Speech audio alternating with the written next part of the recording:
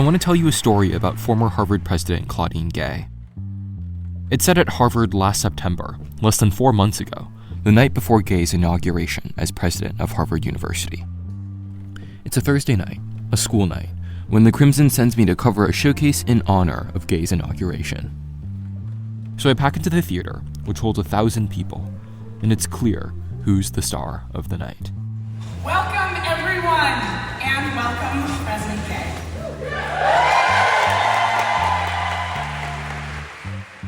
For the next hour, student groups would perform a series of what they called, quote, offerings to Gay, pieces of tribute delivered in dance and in song. Throughout the night, Gay would get at least 3 standing ovations from the hundreds of deans, faculty, and donors in the crowd. In a photo published in the Crimson from that night, Gay is beaming beside a group of students, having just joined the performers on stage after the last act. Everyone is standing in ovation, celebrating the first ever Black president of Harvard with applause.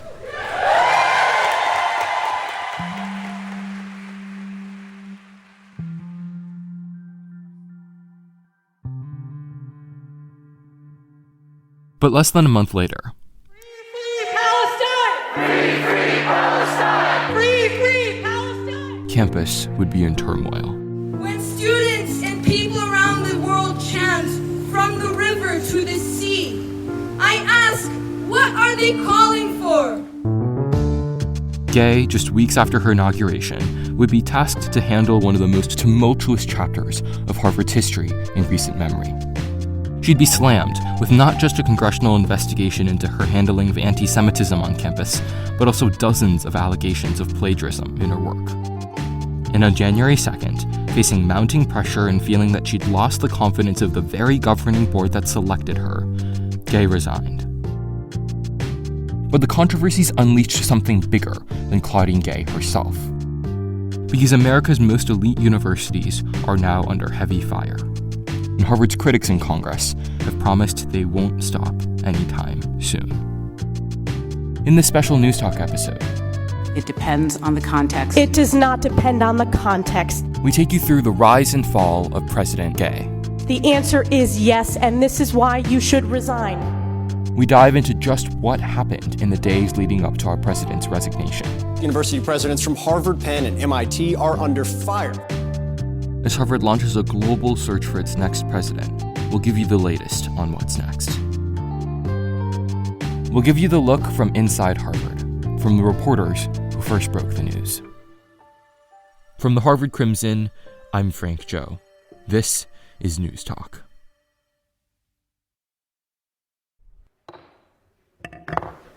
Good morning. The Committee on Education and Workforce will come to order. Part 1, The Scandal. Courtesy of our December 12th episode. Chairwoman Fox, Ranking Member Scott. It's December 5th, 2023. We begin today with the testimony that first throws Gay's presidency into peril. My name is Claudine Gay, and I'm the president of Harvard University. It's an honor to be... In the Capitol building, 2 of our reporters are in the hearing room, reporting live on Gay's testimony as she begins her opening statement. During these difficult days, I have felt the bonds of our community strain. In response, I have sought to confront hate while preserving free expression. This is difficult work, and I know that I have not always gotten it right. Coming into the hearing, Gay was in a tough spot. In the days after Hamas's October 7th attacks on Israel, Gay had faced widespread criticism for an initial statement that did not explicitly condemn Hamas. That initial statement also didn't address a controversial statement signed by more than 30 Harvard student groups that held Israel, quote, entirely responsible for the violence. By the end of October, Gay had created an advisory group on antisemitism and a task force to support pro-Palestine students who faced doxing attacks. But turmoil on campus continued. So for Gay, this testimony was about explaining herself and the university's response. We at Harvard reject anti-Semitism and denounce any trace of it on our campus or within our community. But the testimony only made things worse. Soon after, Congress would launch an investigation into antisemitism at Harvard. More than 70 lawmakers would call on Gay to resign. More than 700 faculty members would call on Gay to stay. And Liz McGill, sitting immediately to Gay's left in this hearing, would resign as president of the University of Pennsylvania. All of this was in no small part because of one representative at the hearing. Ms. Stefanik, you're recognized for 5 minutes. Dr. Gay, a Harvard student calling for the mass murder of African Americans is not protected free speech at Harvard, correct? Elise M. Stefanik, the fourth most powerful Republican in the House. She's a Harvard alum, wrote for the Crimson while she was a student here, graduated from the college in 2006. In 2021, the day after the assault on the Capitol on January 6th, she voted against certifying the results of the 2020 elections. She and Gay do not see eye to eye.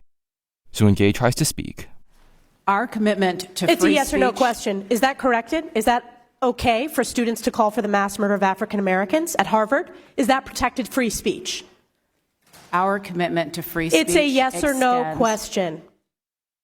Gay would apologize for the testimony in an interview with the Crimson a couple days later and say that she got, quote, caught up in it, in the combative exchanges.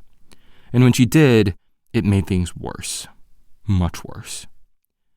Because as the hearing stretches from the morning deep into the afternoon, it's in these last few minutes, after nearly 6 hours of grilling, that Gay and Stefanik have an exchange that more than 15 million people would watch online. That would lead dozens of lawmakers to call on Gay to resign. That would see Harvard Hillel, the quote center and catalyst for Jewish life on campus, condemn Gay's response and question her ability to lead. That would set in motion a downward spiral. So the answer is yes, that calling for the genocide of Jews violates Harvard Code of Conduct, correct? Again, it depends on the context. It does not depend on the context. The answer is yes, and this is why you should resign. These are unacceptable answers across the board.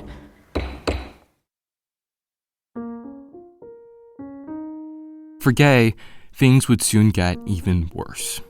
Because for an academic who'd won top prizes for both her undergrad thesis at Stanford and her PhD dissertation at Harvard, it was one thing to question Gay's ability as a leader, and another to question her credibility as a scholar. For all of her grilling, Stefanik had referred to Gay as Dr. Gay throughout the entire testimony. But soon, Gay's scholarship would also come under fire. 5 days after the hearing, as backlash over her testimony blew up online, a conservative activist called Christopher Rufo published a Substack post accusing Gay of plagiarism. Rufo had been sitting on the allegations, and Harvard had known about them, for weeks. The New York Post had first brought the allegations to Harvard in late October. At Gay's request, the Harvard Corporation, the university's highest and famously secretive governing board, had appointed 3 political scientists to investigate the allegations and itself looked through Gay's published work. They concluded that yes, there were instances where Gay had lifted language from other scholars without adequate citation. But given that many of these instances dealt with narrow technical questions rather than other people's ideas, Gay's actions, they said, fell short of academic misconduct. And Gay submitted 7 corrections to her work. But online, the story spiraled. Eventually, more than 50 allegations would come public. Critics leaned in. But here's the thing. While Gay's resignation might seem inevitable now, it wasn't always that way. Because a week after Gay's testimony, as the plagiarism allegations and anti-Semitism handling made waves, the Harvard Corporation pledged to support Gay unanimously. So it looked like Gay would keep her job. For the next 3 weeks, as corporation members flew off to vacation homes and resorts for the holidays, we heard very little publicly from the corporation or Gay. But according to a source close to Gay, it was in these last days of 2023 when, away from the media and the world, facing mounting allegations of plagiarism in her scholarship and questions about her ability to handle anti-Semitism on campus, Gay made her decision to resign. So at 12:18 p.m. on Tuesday, January 2nd, Gay sent out an email to the Harvard community.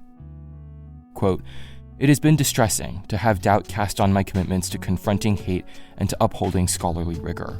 two bedrock values that are fundamental to who I am, and frightening to be subjected to personal attacks and threats fueled by racial animus. The next day, Gay defended her decision to resign in an opinion guest essay published in the New York Times. She will return to serving as a member of the university's faculty. Part 2. The Downfall. This breaking news out of Cambridge, Massachusetts. President of Harvard University, Claudine Gay, Is stepping down. weeks after her controversial testimony before Congress, marking the shortest tenure of a presidency in the university's nearly 400-year history. and as she faced mounting accusations of plagiarism. She is resigning from office. At the Crimson, two of our reporters were the first to break the news. They join us now to discuss what happened leading up to Gay's resignation. My name is Emma H. Heider, and I am a reporter covering Central Administration for the Crimson. And my name is Cam E. Kettles, and I cover Central Administration for the Crimson. Thank you so much, Emma and Cam, for joining us. Both of you scooped the news that Gay was going to resign before any national media outlet. Give us a little bit more insight into her decision-making process and what may have pushed her over the edge. It was genuinely building pressure. I mean, yes, it became quite clear to everyone that this was going to be a near impossible turnaround with her remaining as president. Yeah, in her op-ed and in letters from her and the corporation to Harvard affiliates, she mentioned that she had been receiving death threats and also been the victim of racist personal attacks. So there's also a very deep personal toll to be at the center of really intense national and international spotlight. But ultimately, I don't know if anyone suspected that her resignation would come just as soon as it did. The fact that I remember going to her inauguration and being there with the entire Harvard community, I don't think that anyone, even 2 months ago, would have predicted that her presidency would end like this.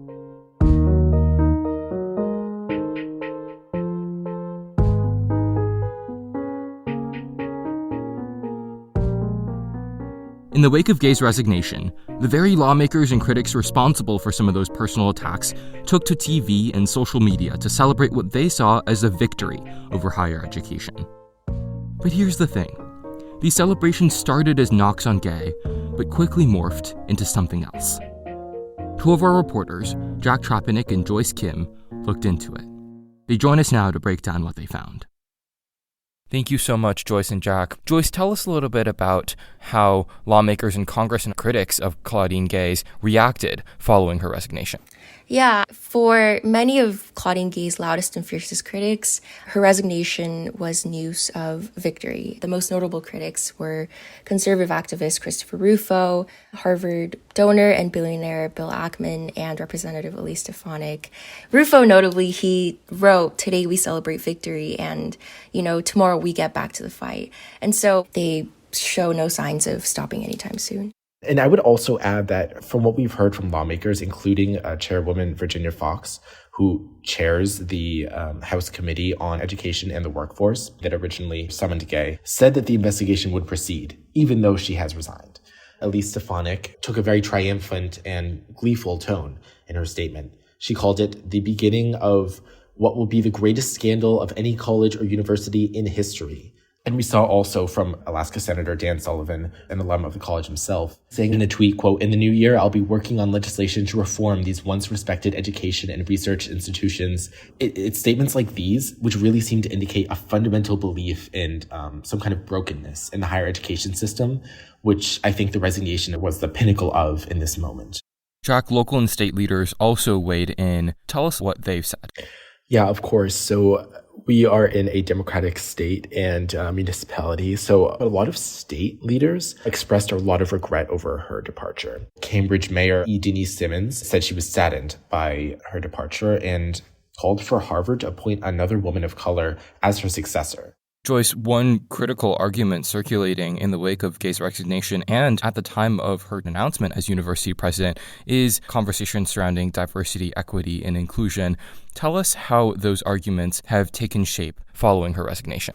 Yeah, taking a step back and looking at where Ackman, Rufo, and Stefanik have come from, it's important to recognize Bill Ackman's tweet from back in December where he criticized how the university treats DEI policies, and Rufo's history of being a long-standing critic denouncing DEI policies. You can see that with Rufo's tweet on December 10 when he first releases these plagiarism allegations. He writes that he waited for the moment of maximal impact amid the height of the controversy surrounding Claudine Gay's testimony in Congress. Yeah, we saw a lot of leaders around the country paint the exit as essentially the result of a lot of racist pressures. Civil rights activist Reverend Al Sharpton told CNN that it was an attack on every Black woman in the country who's put a crack in the glass ceiling. We have another state senator who graduated from the college actually saying she was a victim, quote, of a concerted political campaign to undermine and impugn her scholarship and leadership.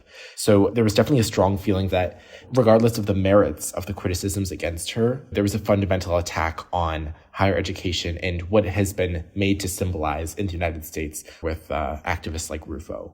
Joyce, it seems like then that Gay's critics are now continuing their attacks. Ackman has already promised to launch what he called a, quote, review of the work of all current MIT faculty members, President Kornbluth, other officers of the corporation, and its board members for plagiarism. Let us know where they're looking next. Yeah, so the only president remaining is Sally Kornbluth of MIT. And shortly after the news of Gay's resignation broke, Stefanik tweeted 2 down. And, when McGill had resigned, she tweeted 1 down, 2 to go. And so for her, it's this sort of game to take down these presidents one by one. And the Harvard Corporation, they've also been subject to a lot of criticism from Stefanik, Rufo, and Ackman. Stefanik tweeted, members of the Harvard Corporation have also demonstrated some sort of incompetency and faulty handling of all the tensions going on in campus. And so we can expect to continue to see right-wing attacks and criticism from those who perhaps have a political agenda. Thank you so much, Joyce and Jack, for joining us to talk through how Gay's critics and lawmakers have weighed in the wake of this news. Thank you, Frank. It was a pleasure to speak with you.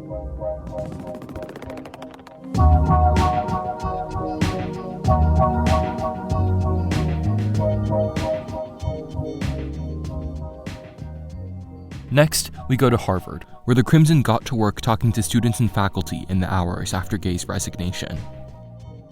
Joyce rejoins us with 2 of our fellow Crimson reporters to share what they have to say. Hi, my name is Michelle N. Mponsa, and I cover Harvard College administration for the Harvard Crimson. Hi, my name is Tilly R. Robinson, and I cover Faculty of Arts and Sciences administration for the Harvard Crimson. Thank you so much, Joyce, Tilly, and Michelle, for joining us. Tilly, walk us through the lay of the land when it comes to faculty reactions to this news. Yeah, so probably the most common theme was a faculty divided. Many of them felt that this was a campaign to take down her presidency for political reasons, and were disappointed in the university for not standing behind her more strongly. For instance, Alfred Gazzetti, professor of art, film, and visual studies, wrote to us that, "For me, this recalls the worst days of McCarthyism. Today, I am ashamed of the university's leadership, and ashamed, as I never thought I would, to be a member of the Harvard faculty." On the other hand, some faculty members did view her response in front of the House committee as unacceptable, that the plagiarism allegations rendered her incapable of leading a university.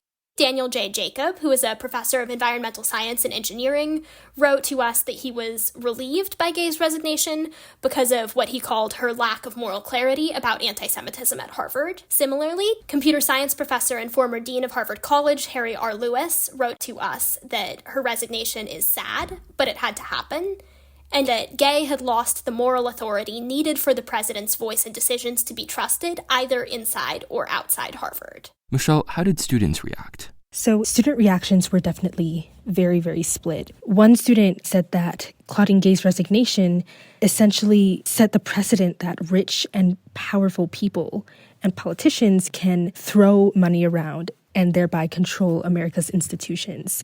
And still other students felt that her resignation was necessary and was a way for the university to ultimately repair its image. So definitely mixed opinions in the student body. So let's zero in on the allegations of plagiarism in her published academic work. Tell us how faculty were split into the end of her tenure. I think you're absolutely right to say that the faculty were split. We looked into whether President Gay still had support among the faculty who had signed an initial letter to urge university leadership and the Harvard Corporation to resist political pressures in the wake of her disastrous congressional testimony on December 5th, including calls for the removal of President Gay. Many of the scholars who signed the letter expressed their continued support for President Gay, regardless of the allegations. On the other hand, amid this steady onslaught of scrutiny, I think Gay did experience a loss of support among the faculty. Some said that the pattern of the allegations did make them concerned about Gay's scholarship, or else that the allegations rendered her ineffective. And that was probably enough to help pave the road for her resignation. Michelle, what did students make of the plagiarism allegations? There was a lot of discord. One student said Claudine Gay was already embroiled in so much criticism after the congressional testimony. The plagiarism allegations were opportunistic and just the cherry on top. Michelle, as you alluded to, plagiarism allegations weren't the only scandal that Gay faced. Joyce, walk us through faculty reactions to Gay's handling of antisemitism in the last months of her presidency. Yeah, Gay has been embroiled in scandals since the October 7 attacks. First, it was for her late and ambiguous response, and as time passed, it was from both sides amid all the Israel and Palestine tensions on campus. A lot of the faculty's responses to the allegations of antisemitism were very clearly disapproving, but also a lot of the faculty members caught on to the nuance that came with the testimony. One person put it as a political theater.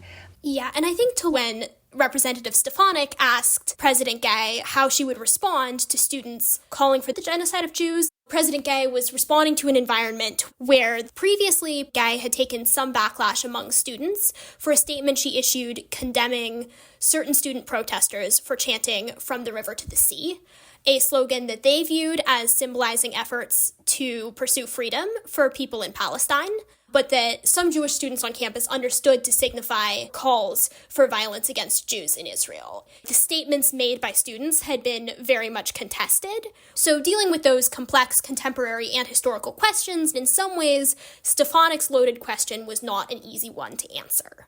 Because of that, many faculty extended President Gay some grace. They felt that she had repeatedly condemned anti-Semitism on campus in statements and elsewhere in the hearing, and that her answer may well have been the technically correct one in terms of Harvard's commitment to free speech. On the other hand, some faculty were deeply concerned that she did not have an immediate knee-jerk reaction to condemn calls for the genocide of Jews, and that her performance did disqualify her from the presidency. Michelle, what did students think of her handling of campus anti-Semitism? Yeah, students' reactions were a bit more in alignment. Most students agreed to some extent that her handling was inadequate. 2 students said that her resignation was a way to really rehabilitate and begin to address anti-Semitism on campus.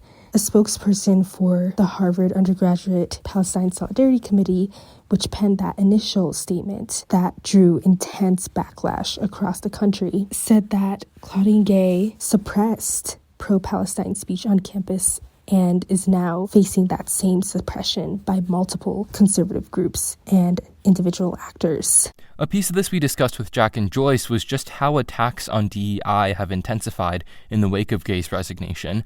What did faculty and students have to say on this front? Yeah, even if they had substantial criticism of Gay, several of the faculty noted concerns over how this might feed into bias regarding what having a person of color in leadership looks like. And one student said that her having the shortest tenure in university history might make it more difficult for future Black students and Black academics to ascend to that position. Yeah, I think there is a real sense among some of the faculty we heard from that President Gay's appointment marked the cusp of a historic moment for Harvard, and that the end of her presidency has brought a loss of potential and perhaps brought some of their hopes crashing down.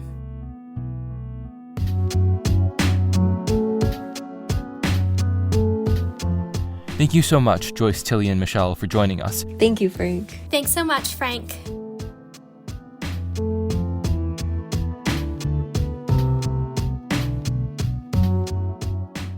Part 3. The future.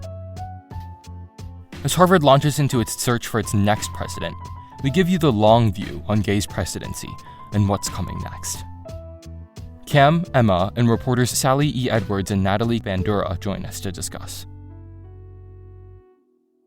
Hi, my name is Natalie Bandura, and I'm a reporter on House and Student Life for the Crimson. Hi, my name is Sally Edwards, and I'm a police accountability reporter for the Harvard Crimson.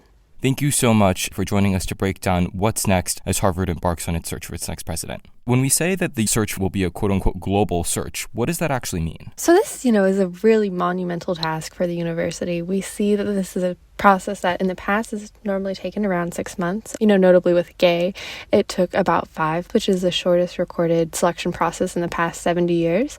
In the past, we've seen nominations of 600 or more candidates. These nominations come from faculty, they come from Harvard affiliates, from alumni.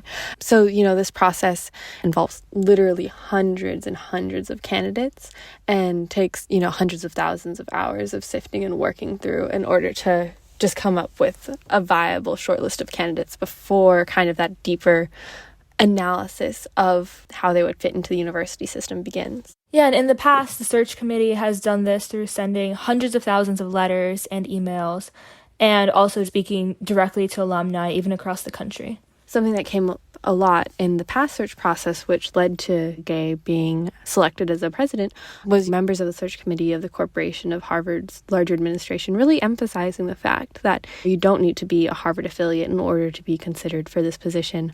Yet at the same time, it's important to note that every president in the last 30 years has held a Harvard degree in some capacity. And so the search committee for president is in charge of eventually narrowing down to a couple dozen candidates who they will then make a short list and subject them to pretty rigorous interviewing processes. Nearly all of the Harvard Corporation's 12 members and certain members of Harvard's Board of Overseers, the university's second highest governing body, are expected to serve on a search committee to select the next president. Yeah, the corporation plays a significant role, but it's usually behind the scenes. There's been a lot of intense scrutiny on the corporation, which I'm sure they weren't used to, as to whether the corporation was going to push Gay to resign, what the corporation was feeling, should members of the corporation resign. In the future, the next presidential search, there's a lot more pressure than in years past, given just how high profile the entire last few months of her presidency were. For sure. In the meanwhile, Harvard will have an interim president, Harvard Provost Alan M. Garber, class of 1976. Could you tell us a little bit about who Garber is and just what experience he's had at the university stepping into this role? So he's really seen as kind of the safe choice for the university as Harvard navigates, this really, really difficult time. Garber graduated from the college. He graduated summa cum laude. And after graduating, he got a PhD in economics from Harvard and an MD from Stanford. For more than a decade, he's been a professor at the university, has served as provost, provost being the university's chief academic officer. He has a direct responsibility to oversee interschool initiatives, faculty development, research policy, and things like that. So, we're looking at a candidate who's been extremely involved with not only the academics of Harvard, but also the more administrative side of the university. Yeah, and Garber has appointments at several different schools at Harvard, including the Harvard Medical School, Harvard's Faculty of Arts and Sciences, the Kennedy School of Government, and the Chan School of Public Health. So, Sally, tell us a little bit about student and faculty reactions to Garber. What are they saying about Garber's appointment? Sure, absolutely. My colleagues Tilly Robinson, Neil Shaw, Joyce Kim, and Michelle M. Ponce did some really, really great reporting on this immediately following Gay's resignation. From the faculty they spoke with, they found that almost everyone they spoke to was really optimistic. Government professor Jennifer L. Hochschild told my colleagues that she thinks, Garber is really smart, he's careful, a straight shooter, and willing to admit it when he thinks he's made a mistake or when other people tell him he's made a mistake. Garber was likely an internal candidate for the presidency in 2017 when, Larry Bacow was eventually appointed as president. So as interim president, Garber really isn't going to be making any big drastic changes to the university. It's really just going to be trying to bring a steadiness into a really tumultuous time for the university. And what did students say then about Garber's appointment? Sure. Michelle really found that students expressed a lot of hope that Garber would repair the university's reputation and really national image. He did tell the Crimson that he had regrets over the university's initial statement following October 7th, which failed to explicitly condemn Hamas. So students expressed hope that Garber would help repair relationships with Jewish affiliates and also pay attention to the Islamophobia on campus. One student who organized with Harvard Jews for Palestine said they hope Garber will be able to distinguish between anti-Zionism and antisemitism, which is, again, another big debate that we've been seeing among students on campus this past semester.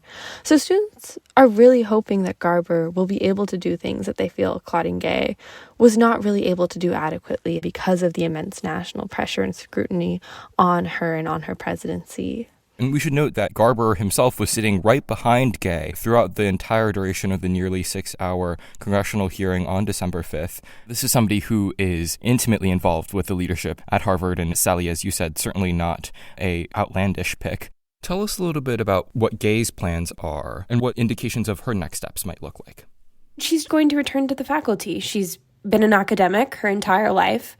There is no indication that will change. She is still under congressional investigation, but it's very clear from both her official statement and her op-ed that this was a really painful decision. And I think what happened at Harvard is a test case. So many social ills in society right now are definitely affecting everything here. It's not lost on us that as we cover the president, there's a war going on. The university is anxious to put this era behind them. There's no reason why that wouldn't also apply to Claudine Gay. Everyone kind of has to heal from this.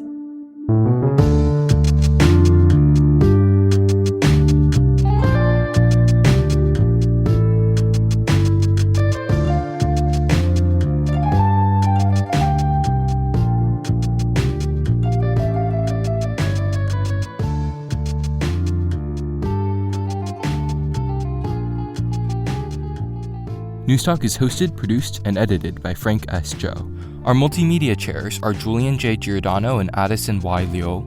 Our associate managing editors are Claire Yuan and Elias J. Schiskel. Our managing editor is Miles J. Herzenhorn. Our president is Jay Sellers Hill. News clips in this episode come from NBC, CBS, CNN, and Fox. Audio from Gay's December 5th testimony comes from cspan.org. Music in this episode by Bia Wall Fang. From the Harvard Crimson, this is News Talk.